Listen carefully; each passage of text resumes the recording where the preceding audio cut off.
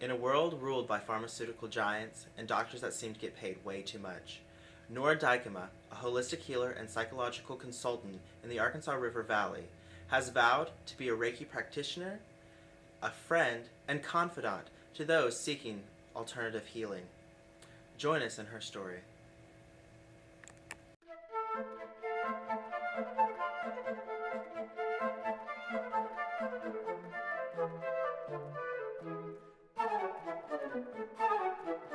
So what is Reiki? Reiki is a life force energy, and it is channeled through the hands, well, the crown chakra, and then through the palms. And it's also energy medicine. It's also considered Qi, which is another word that is used in China for life force energy. So it's energy that helps balance the body's negative flow energy. All right. So you say life force energy. Where does life force energy come from? Well, consciousness. It's just out in the universe. It's just here. All right. So how does one access this energy? Can you just if it's around, how do you get to it? Well, there's an attunement process, an instructor, a Reiki instructor, which I am, but my instructor, when I was originally a student, she has the symbols in her body that were given to her by another instructor. And so there's a little ceremony that is given to the students in order to receive the Reiki, and they are given to the student through the crown chakra, which is right up here, and then into the palms. And there's other steps to that, but that's how you get Reiki. And then it just gets transferred from person to person. Right. Well, that's excellent. So, another question I have is, you said earlier the word chakras. What is a chakra? Okay, a chakra is an energy center. We have any number of chakras in the body, or energy centers. As a Reiki practitioner, I work with the 7 main chakras, which they are energy centers that bring energy in and bring energy out. And they with the idea that we're all one, which that kind of would go into another tangent, but anyway, we'll stay on chakras. So a chakra is like a filter. Let's stop here. Chakras?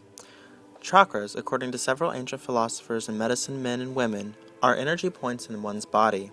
There are 7 main chakras along the person's spine, each with a specific energy type. With each energy, a certain color is assigned. The 7 main chakras are as follows. The root.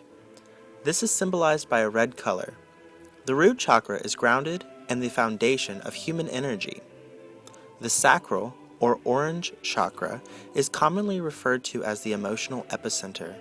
Creativity and the love of family are also housed here. The solar plexus is depicted by a brilliant yellow. This is the core. Leaders function through their assertive 3rd chakra. The 4th chakra, or heart chakra, is green. This chakra governs balance, relationships, and self-discipline. The next chakra is the throat chakra. A blue color denotes the energetic point. Expressions of one's desires and creative abilities is manifest through this chakra. The 3rd eye chakra is deep indigo. Intuitive abilities are cultivated here. The final chakra is the crown. This color varies from violet to bright white. It is the connection to the higher self. In some circles, it denotes a divine linking.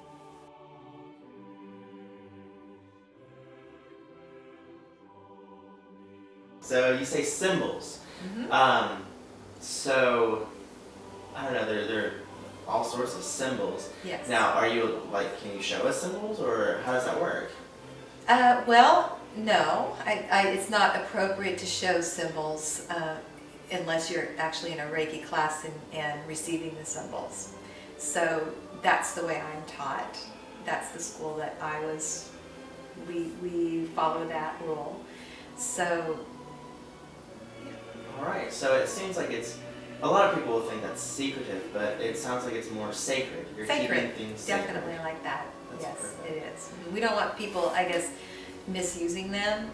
It's not we, but anyway, the history, very much, Reiki has a beautiful and rich sacred history. And Reiki, up until about well, actually I don't know the exact year, but possibly into the 1990s, was an oral tradition. You couldn't even take notes.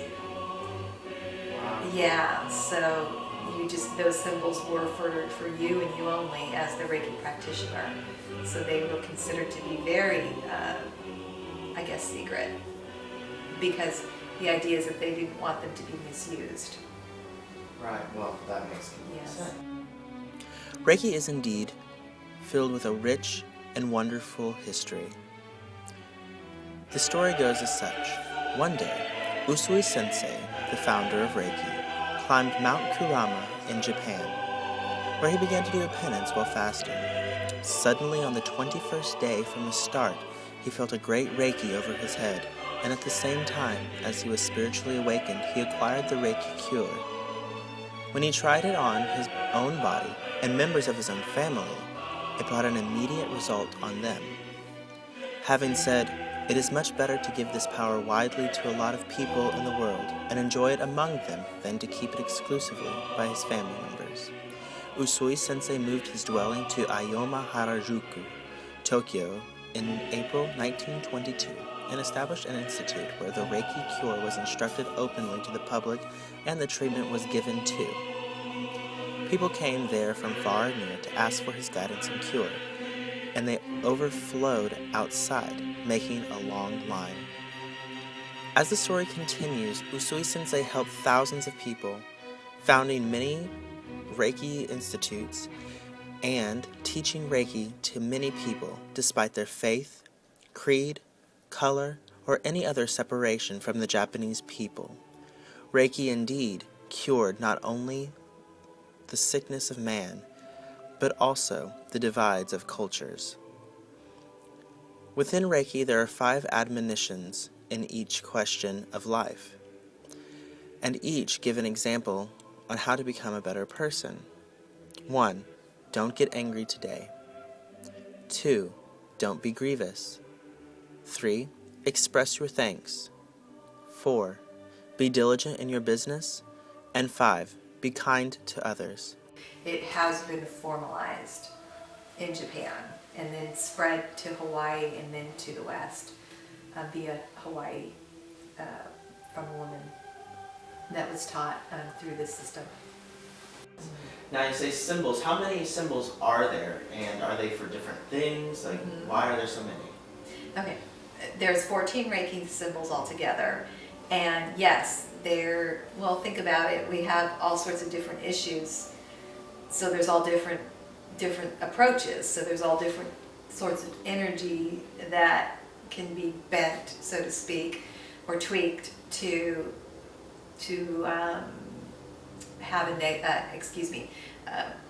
have a good outcome for somebody, good healing, and so forth. So say, for example, someone has a physical pain. Well, there's going to be a different symbol for that as opposed to a mental issue or a child abuse issue or something like that. The symbols are going to be different. Just like if you were to go to a doctor, you're going to go to a different doctor for your knee pain and for your depression. It's just going to be different. So therefore the energies, they just bend and weave a different way. The frequency's different. People should save money and headaches on the insurance company. Just go to you, because you Yes. can do all sorts of things, but you're Sure. one person. According to many recent scientific articles, Reiki has been proven to be very successful on work with the adrenal system. Someone with a weak adrenal system will feel bouts of stress and anxiety, which can lead to other more serious problems, such as mental health, psychosis, psychosocial disorders, and the like. Through studies, Reiki has been known to increase blood flow to certain areas. With this increased blood flow, more antibodies and more white blood cells can go to the affected area to bring forth healing. With the increase in Reiki energy, healing can be sped up and can be more effective.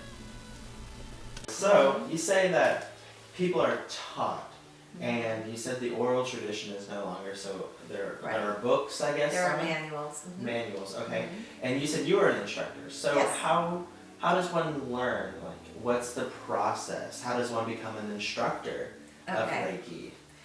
Okay, well, I had to take all of the levels of Reiki, which there's Reiki level 1, Reiki level 2, advanced Reiki training, Reiki master, and Karuna, which I have all of those.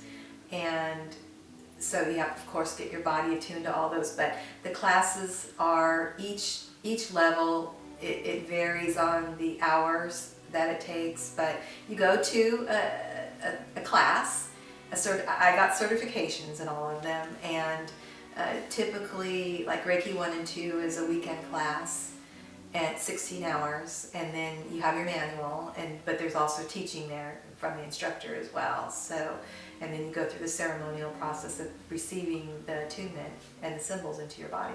Reiki level 1, there's one symbol, and you can only do Reiki on yourself at Reiki level 1. At Reiki level 2, you get 2 more symbols, and that allows you to do Reiki on others, as well as distance healing. And then advanced Reiki training is yet another symbol, and then Reiki master is 3 more symbols, and then at the Reiki master level, that student learns how to give Reiki symbols to somebody else. In other words, they can perform the attunement process at that point. And then Karuna level 1 is 4 symbols, and then Karuna level 2 is another 4 symbols. Wow. Yes. Well, that's great. And you're attuned to all of them. Levels. Mm-hmm. All of them. So that's excellent. Now, Karuna, is there a need for Karuna? Like, what is so special about this higher level? Well, I believe that the Karuna symbols help us get to the real core issue. Like, what is the issue that has caused all these symptoms? Right, like so more of a cellular sort of thing. And for example, let's say I have an adult client that comes to me and they have a variety of issues, but these issues have manifested in a physical ailment, emotional problems, and so forth, but yet it was caused by child abuse. Well, there is a symbol in Karuna that deals with that, with child abuse issues, with addictions even, and so forth. So it's more of a mental, emotional, let's get to the core sort of healing. If you are interested in more information on alternative healing or Nora Dykema herself, please contact Nora at 479-970-4811 or email her at noraproductions@gmail.com. That's 479-970-4811 or noraproductions@gmail.com.